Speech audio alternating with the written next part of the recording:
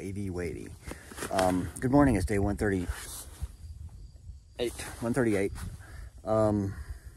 Yeah, I tried the reverse camera yesterday, and while it was okay, it wasn't that much better than this. I think it's just my arm looks less weird with this lens ratio, and I can still get it that far. It's just my arm gets tired.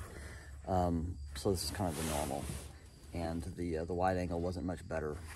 It was a little bit better. I mean, you got a little bit more background, but you get all this weird distortion that you don't get with this lens. Anyway, it's yeah, sometime in the morning. You can probably tell by the shadows that it's not dawn anymore. And I have been lying in my hammock doing some correspondence and social media stuff on with my morning, and now I'm about to pack up and get on the trail. I've got another like 14-mile day today, and I should cross the Hudson, go through the zoo, hit some waysides, or not, what are they called here? Roadside delis, do some deli blazing, and I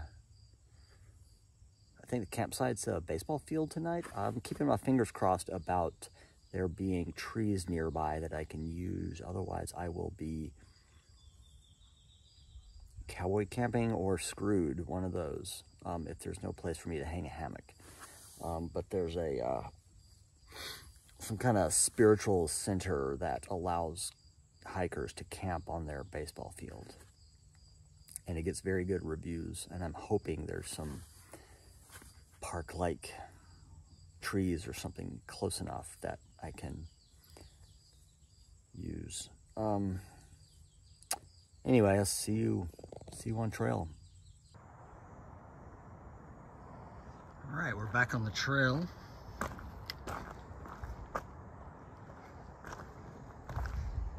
And gosh, so much green. I would have expected more, I don't know, development, but that was Pennsylvania. We're kind of in the middle of the wilderness here, to some extent, considering how close we are to the suburbs of New York. All right, let's hit the trail.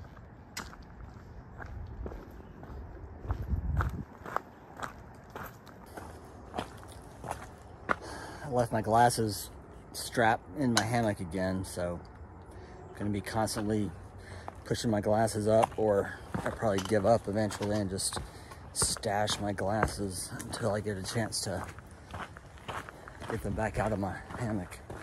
But that will probably be at the end of the day, because the hammock is very bottom of my pack, zipped inside a thing, inside a thing, inside a thing.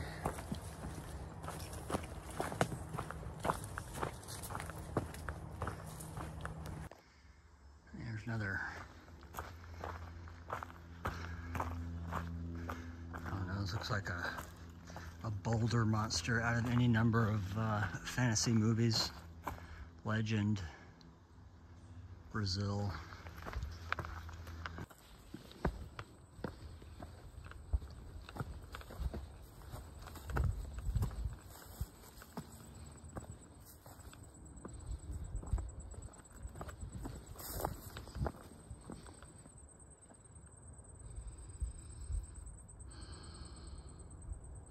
Look at that tower over there. Are we going over that? Reminds me of Wesser Bald, or Waya, whichever the first one was. So I'm guessing the answer is yes. And that tower over there is Bear Mountain, the top of Bear Mountain. And that's also the famously the spot where you can see New York City skyline. I was wondering if I could see it from here, but I think it's actually kind of back through the trees from where I was standing.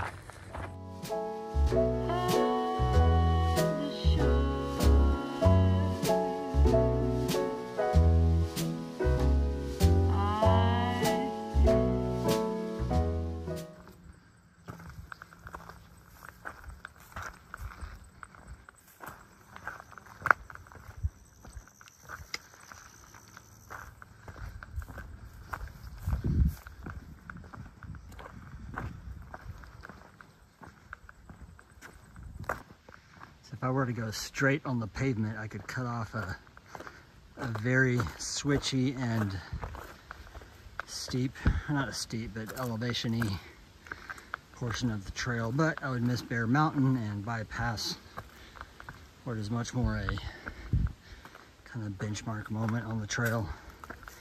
And that's seeing the New York City skyline from Bear Mountain.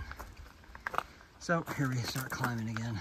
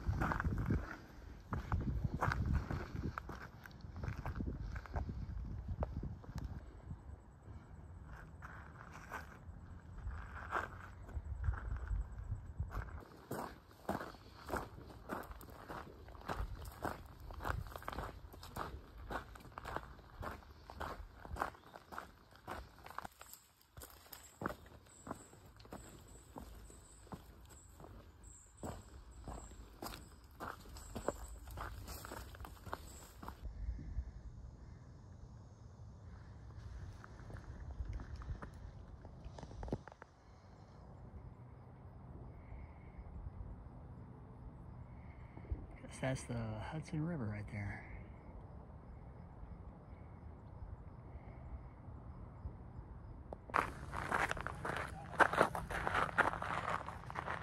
It's got windows and it's all sealed up.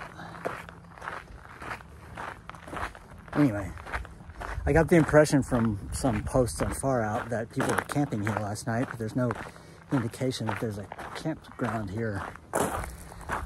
So I wonder if people were stealthing or what. Let me find out if you can go up in this thing. 1934.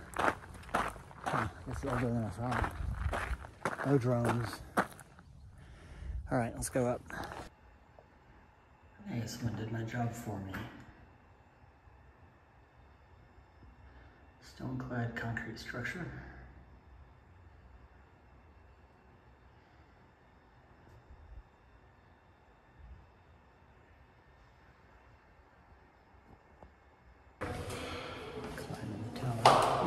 Excuse me.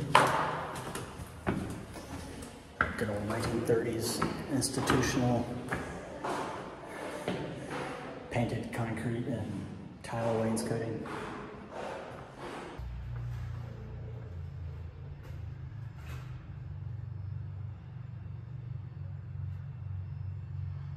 What building that is?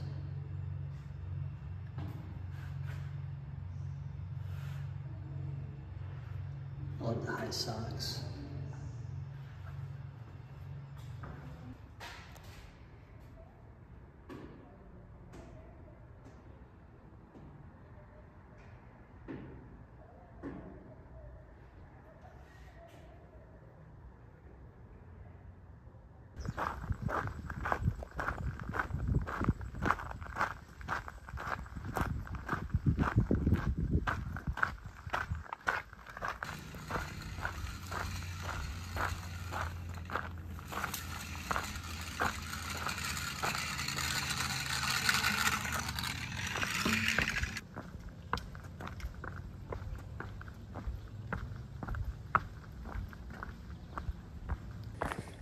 Chatted briefly with the portion of the trail crew back there, and they said that they were patching some storm damage on this part of the trail, which is kind of a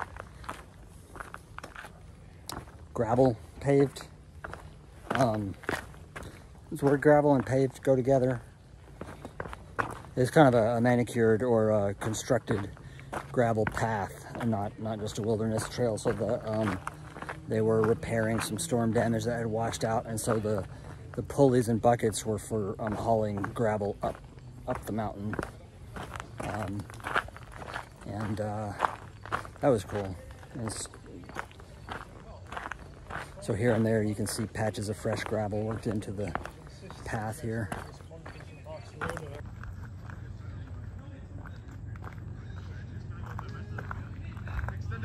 So I was kind of wondering all of these things, and kind of always am when I'm hiking, about how does this stuff get built, and then chatted with the trail people up there, and they kind of let me in on a little bit of this. But then here's a like a 4-5 panel, and then along the trail were some more panels explaining how all that stuff gets built, which was you know, very educational and fascinating. And you know, it's specific to Bear Mountain, but I'm sure a lot of these principles are used for building a lot of the other trails in the wilderness out here. Generally, you know, the AT, etc. But yeah, here's one on footbridges, all the different kinds of bridges, how they quarry rock on site. That one's interesting. See, I would have thought they'd bring, I guess that makes sense, they do it on site with just hammers and chisels and wedges and what have you. Very cool. This little informational garden path. Here we are at some kind of recreational area. And find the trail again.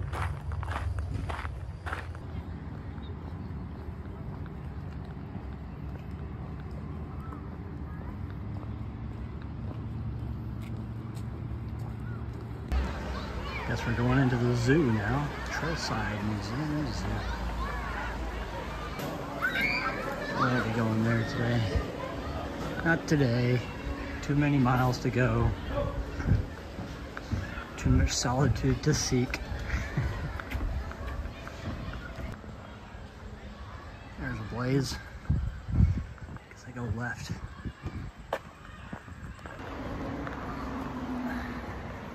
I hope the hours weren't posted on that sign back there with the blue blaze, because if they were, I wouldn't have walked. I shouldn't have walked all the way to the entrance to the pool to discover that. I mean, the zoo, to discover that it closed 15 minutes ago. And again, I fall victim to never really reading the the far out notes that explain that stuff. Okay, here we go. We're at the Blue Blaze. Let's see if it has the zoo hours on the sign. Yes, yes it does. When did I? So I went right, even though it says right there 4:30. So I gotta go around the stupid zoo. It's like one of those things where I'm kicking myself for not having paid attention to that. Really, it's because I forgot the zoo was coming up until I started walking again and seeing which way I was supposed to go. But I was sitting on my butt in that kind of overcrowded and a little bit gross picnic recreation area by the lake. I was more over by the pavilions and stuff. When I could have been walking through the zoo, because I left there maybe 5 minutes after the zoo closed. And got here 10 or 15 minutes after the zoo closed.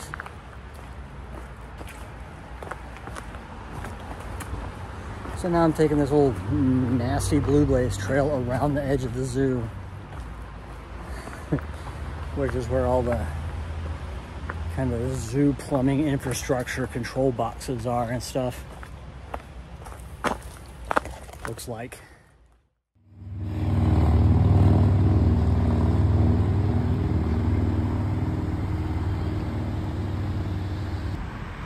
Alright, so this bridge is a major undertaking.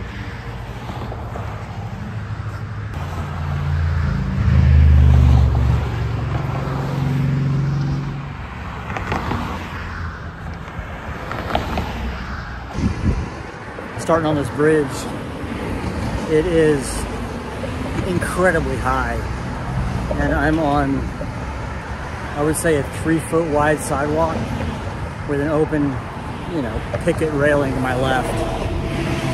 I'm gonna kind of focus on the yellow line. I'm not a good person with heights, and I can feel it moving already, so. Oh my God.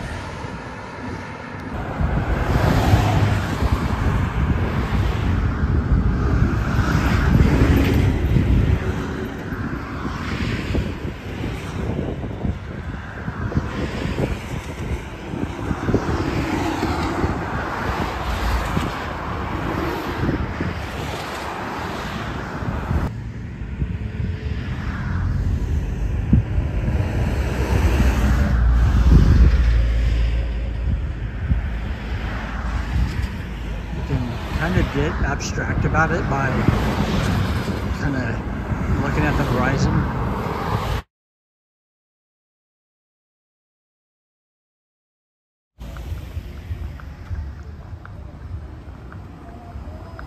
It's like Friday rush hour traffic, trying to get on the bridge.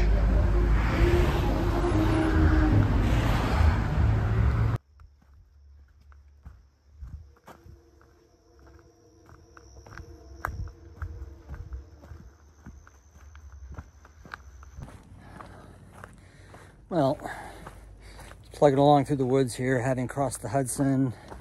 From the Hudson to, well, from the last time I checked, which was just 10 minutes ago, it was like 3 miles to a 24-hour market in Delhi, where hopefully I can get some resupply items I need.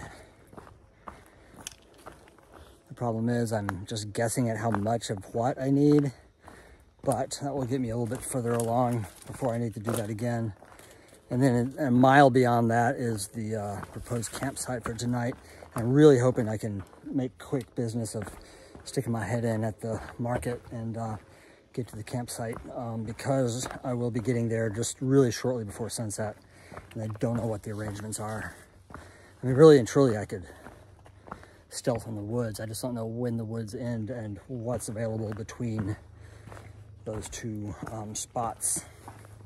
And tomorrow's a long day. I can't really afford to cut today short just to, you know, for the sake of the campsite. But I'll cross that bridge when I come to it, and now I've got to cross this creek. Well, hardly a creek, but crossing it with one step. Well, 6 if you count the mud.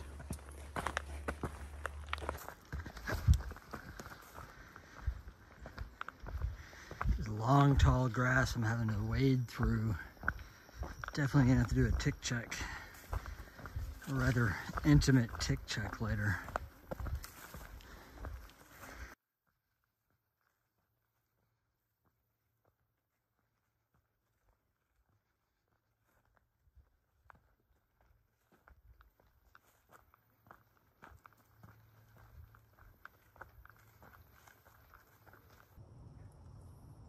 All right, last minute change of plans. Not really last minute, I was kind of formulating this for like the last hour of hiking.